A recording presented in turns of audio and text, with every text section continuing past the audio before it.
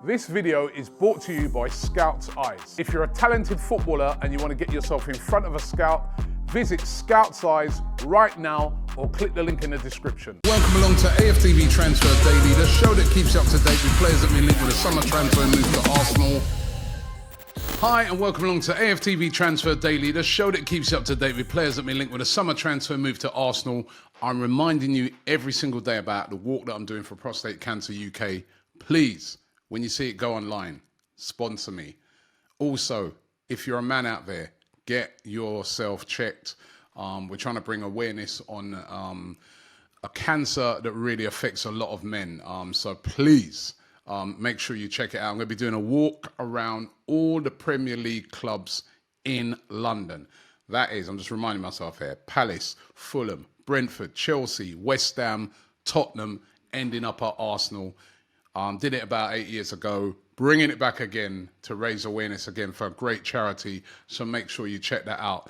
The transfer window, of course, closes on the 30th of August at 11 p.m. That'll be one person on the 31st who'll be sleeping a long, long day. Nobody disturb you on that day because we're really putting it in at the moment. But the transfer window closing on the 30th of August. So we're starting to close in on that time when the window closes, who are also going to be bringing in. Interestingly, yesterday now, all of the Arsenal players have returned back to training. Saka's back, Ramsdale, Raya, also Declan Rice, and really looking forward to seeing everybody now back in action, apart from Tomiyasu, who's out injured, ahead of the brand new season. It's all about building up to that first game against Wolverhampton Wanderers. Will we have all our signings in, or will we have some of them in? Will Merino be in for that game against Wolves? We always seem to be starting off the show talking about Mikel Merino right now because he is the player that looks like he's on the verge of signing for Arsenal. There was a report yesterday in Marca, the Spanish publication, that says that he's returning to training with Real Sociedad today. However, they're going to let him train on his own. They obviously don't want to get him injured or anything wrong with him because they know that the big move is brewing. The price hasn't been decided yet, but it looks like it's going to be around about £25 million. And I'm sure Arsenal will be hoping to try and get this deal completed this week. Whether it's in time for that game against Bayer Leverkusen, probably not. But maybe in time for the game against Lyon. But to get him having a bit of pre-season with Arsenal ahead of that first game of the season. I can see Arsenal even doing a game behind closed doors for players like Merino if he comes in. So let's wait and see what happens with that. But I've been speaking over the last couple of days about strikers that Arsenal have been linked with, and, you know, Gyökeres and Osimhen and different Solanke yesterday. None of those seem really close at the moment. It's going to be really interesting to see what Arsenal do between now and the end of the transfer window.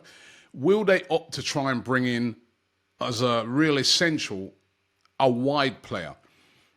Because I noted yesterday when seeing Saka back in training, what if anything happens to Bukayo Saka? Indeed, it still looks like Reece Nelson could be leaving before the end of the transfer window. That would leave us horribly short in that area.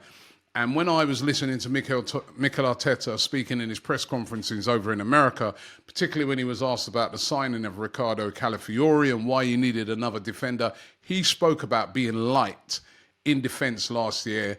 And he was like, we got lucky because nothing happened to Saliba and nothing happened to Gabriel. They were able to play nearly every minute. But what if they would have picked up an injury? Then what? Who would have covered? So surely he's not going to leave us light in that winger department this year. I know Jesus can spread out onto that area, but surely we're going to bring in a wide player. And there seems to be three real options at the moment. I'm taking Nico Williams out of this one because we really don't know what's happening with him. Is he staying? Is he going to go to Barcelona? It's looking increasingly doubtful if Arsenal could get him. But three viable targets are Federico Chiesa. Now, this one is really interesting. Juventus yesterday, their manager basically saying that, you know, he's not part of any plans for the new season. He knows that Federico Chiesa is leaving. And Team Talk, the publication, they're reporting that his fee could be as low as £12.8 million. Now, Originally, they're looking for about 30 million for Chiesa, but the value seems to be dropping and dropping and dropping. And this is a guy that a few years ago was a top quality player. He's had a lot of injuries during his career. But could this be the type of player that Mikel Arteta could revive and get him back to where he was, which was that electric winger that was creating havoc to defences? He played for Italy in the Euros, was okay, but could a new start at a club like Arsenal really, really lift him up?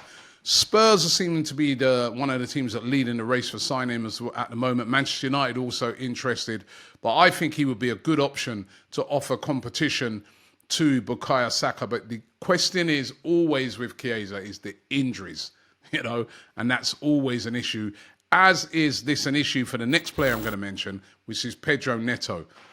Brilliant player. We've seen him in the Premier League. He's been absolutely fantastic over the years. However, the injury record is not great for him.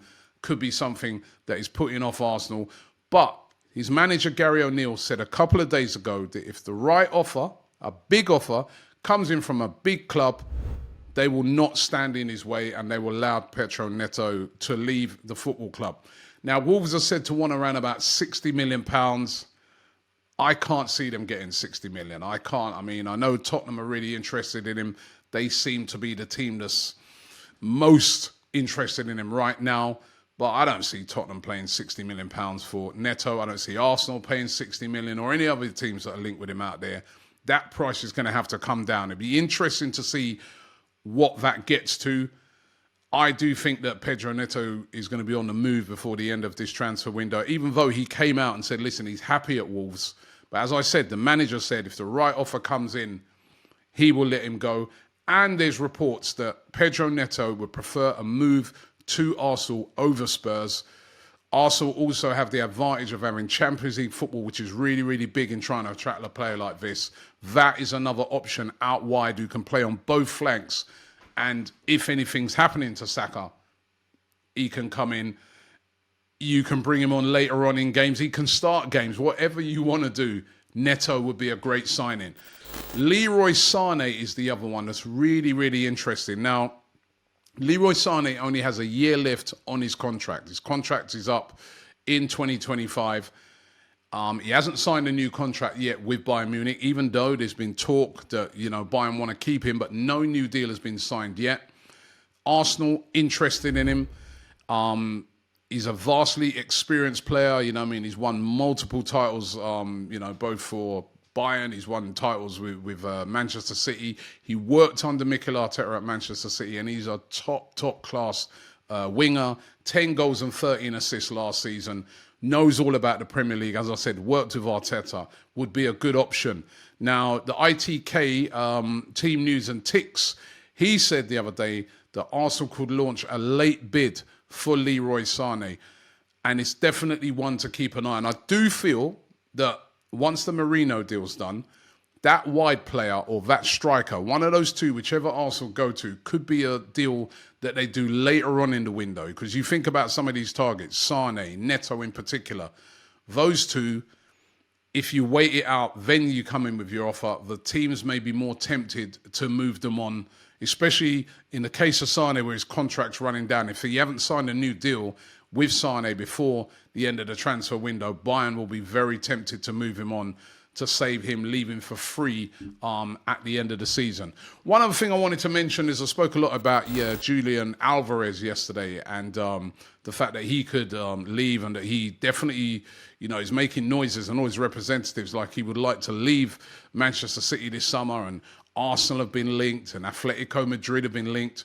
Pep Guardiola coming out yesterday, I got his quote, so he says, he's our player, he's coming back soon, I'll hug him and congratulate him, and we start to work together. That sounds like Pep Guardiola is not willing to sell Julian Alvarez. However, you never know with Man City. They could move him on. I do feel it highly unlikely, as I've said before, that they'd want to sell to us. But let's wait and see how that one works out. So those are the rumours for today. I'm actually off today to Paris. I'm going to the Olympics over there with YouTube. So big up to YouTube and Eurosport, who I'm going to be working with there for the next few days. So looking forward to that. But listen, Transfer Daily will be coming to you as usual tomorrow from the beautiful city of Paris. So look out for that. But thanks for watching the show today, and I'll see you tomorrow.